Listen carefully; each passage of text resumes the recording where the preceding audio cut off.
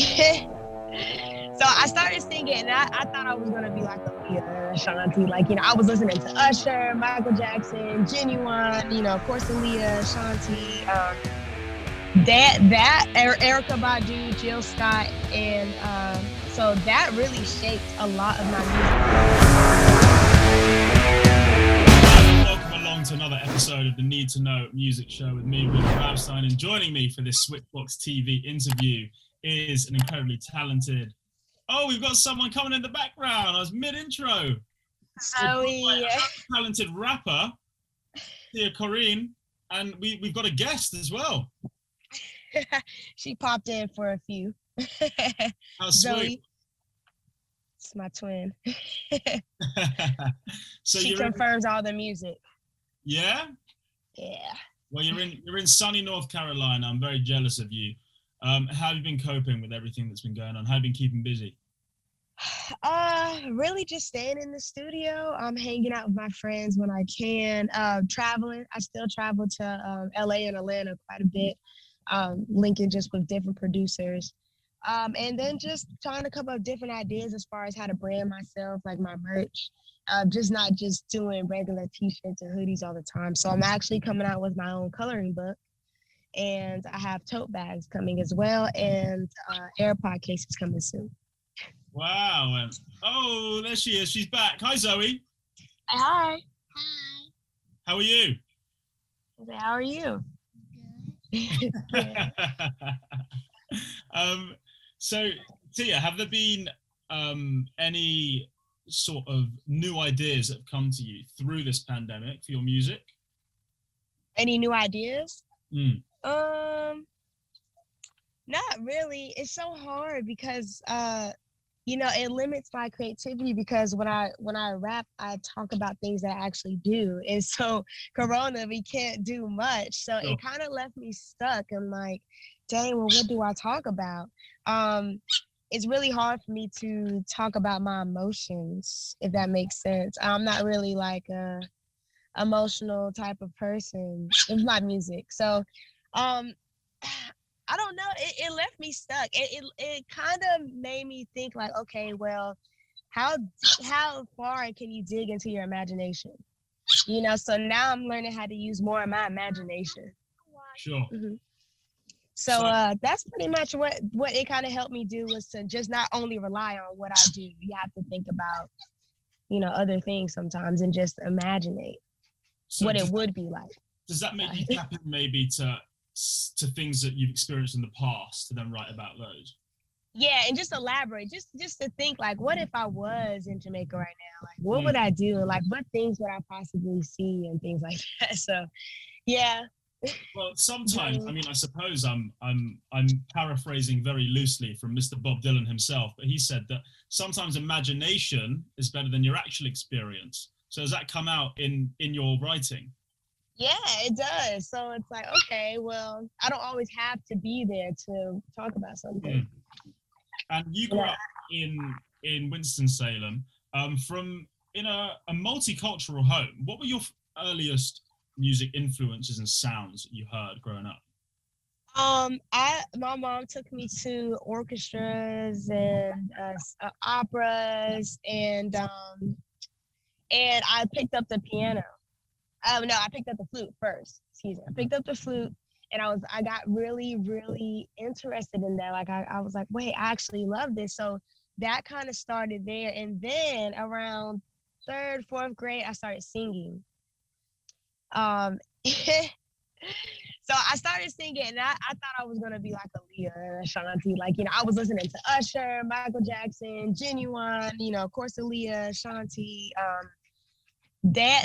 Erica Badu, Jill Scott, and so that really shaped a lot of my music, because my dad played like Run DMC and Diggable Planets and stuff like that, but my mom played 80s and 90s music, and she was playing Queen and rock music. So that's where I have all this like multicultural sounds in my music, because I just have so much that I just grew into. And so it's an eclectic mix. Your genres are going all over the place. So you said you started singing in the 4th grade. Were there lots of school performances? Were you always performing around the house? Yeah, performing around the house and most definitely in the car. I would like print out the lyrics to these songs so that I could like really, really sing them.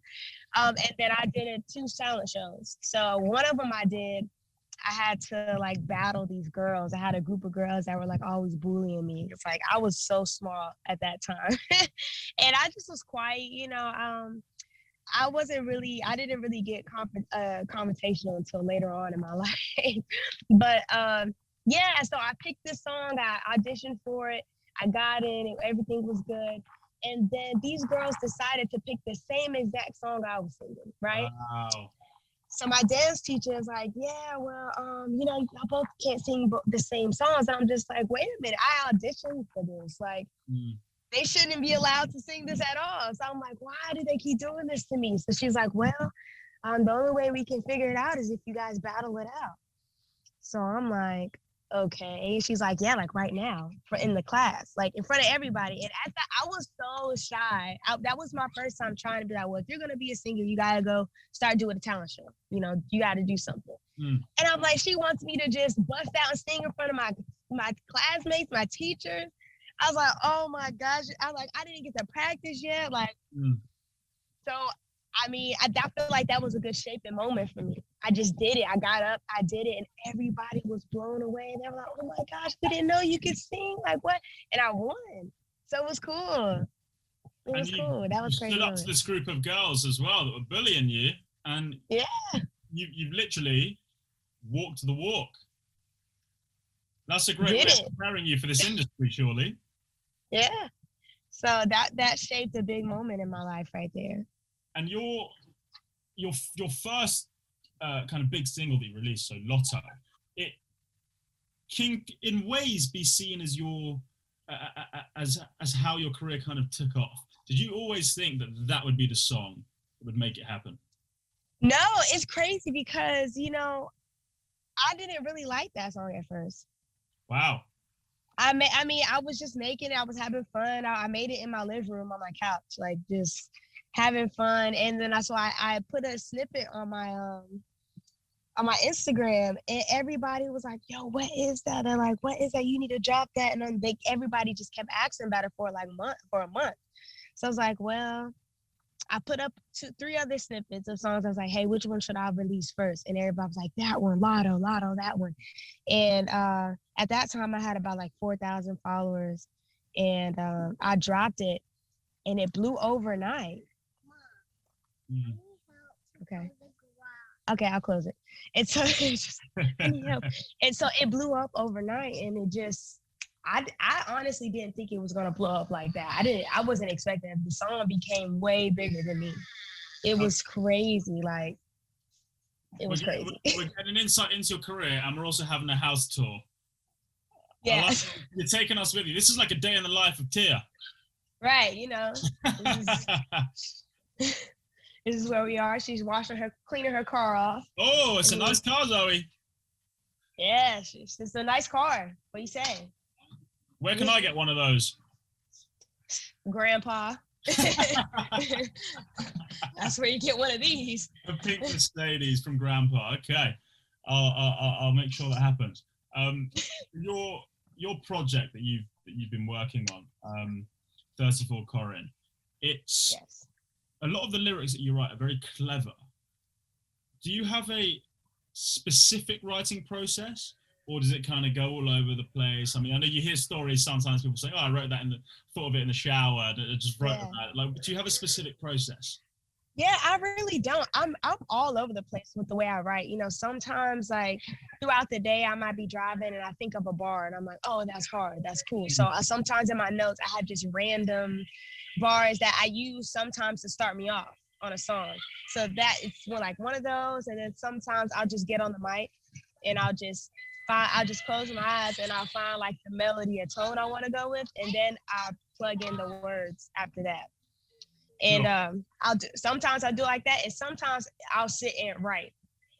So I have a lot of different methods. Yeah, and I'd imagine as well that they don't always have the same kind of time scale of from writing to producing and releasing. Are there some that obviously just take a lot Right. Yeah.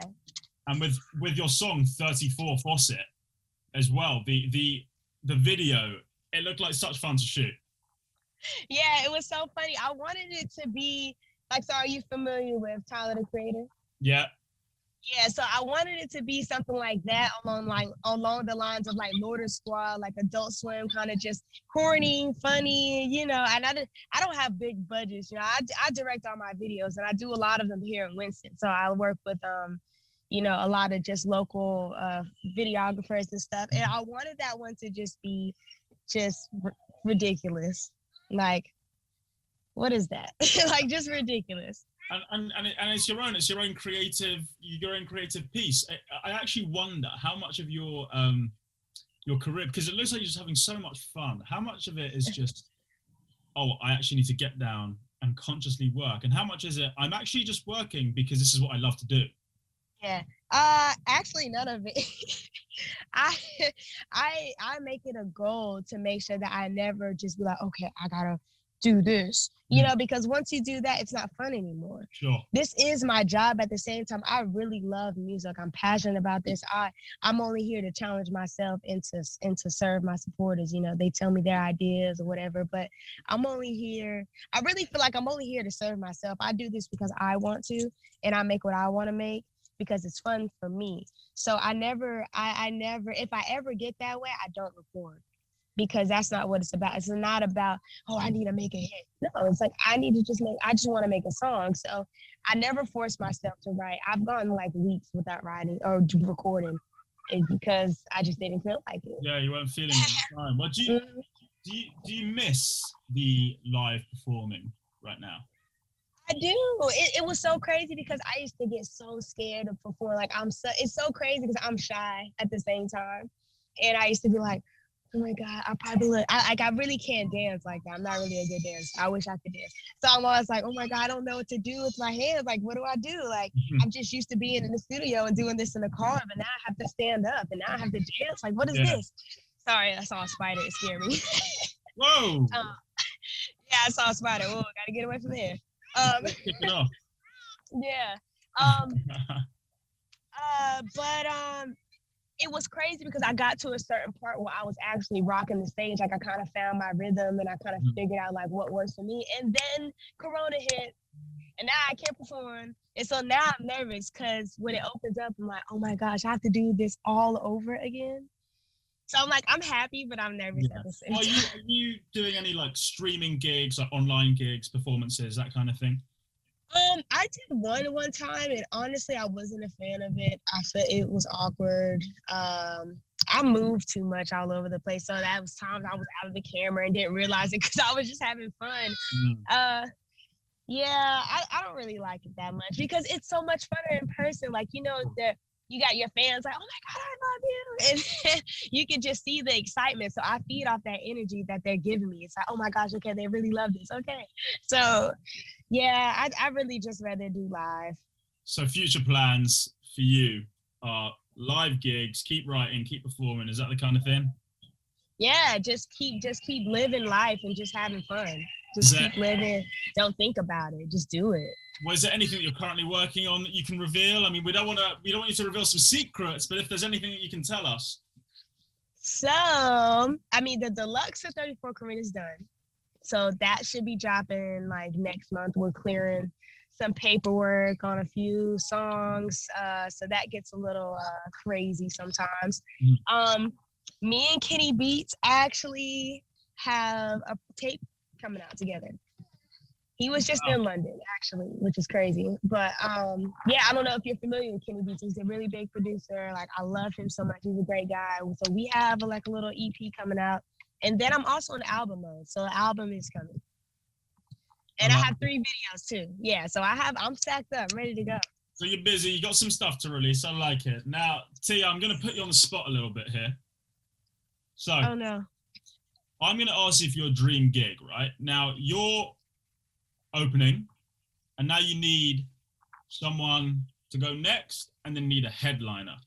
Who are those 2 acts? Man, definitely one of those definitely have to be SZA, and then Tyler the Creator. Do you know which order, or it's a toss-up? SZA would be after me, and Tyler would be the headliner because he's just crazy. He would just go crazy. He's just amazing. Yeah. Yeah. Where would it be? Probably LA. I love LA. The vibes are so good there. The sun is great. Yeah, probably LA outside for sure. Hopefully we can make this gig happen. It sounds awesome. Man, one of my goals is to be on the Golf Wang little tour thing that he has. So I think we can make that happen. I think we can make it. And seeing as this is the Need to Know music show, tell us about an artist that you feel like we need to know about.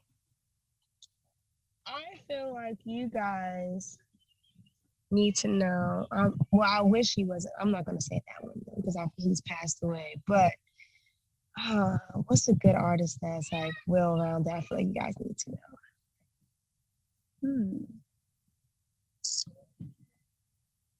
Can be anyone you listen to.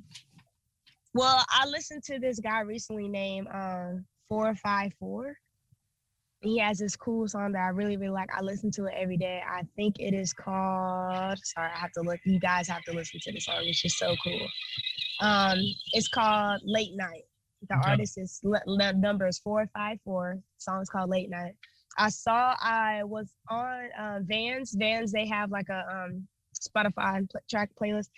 They put me on there, and so I was like, let me see all these other artists. And this one artist just stuck out to me. I just really loved how he wrote the beat. His voice is so cool. And he's dope. He's dope. And I went and listened to other his songs. I went and listened to his Instagram. I'm like, wow, he's getting played on all these great playlists, internet people, but he doesn't have much following. So I would want to help him get his following up. I feel like he deserves that. He has a cool sound.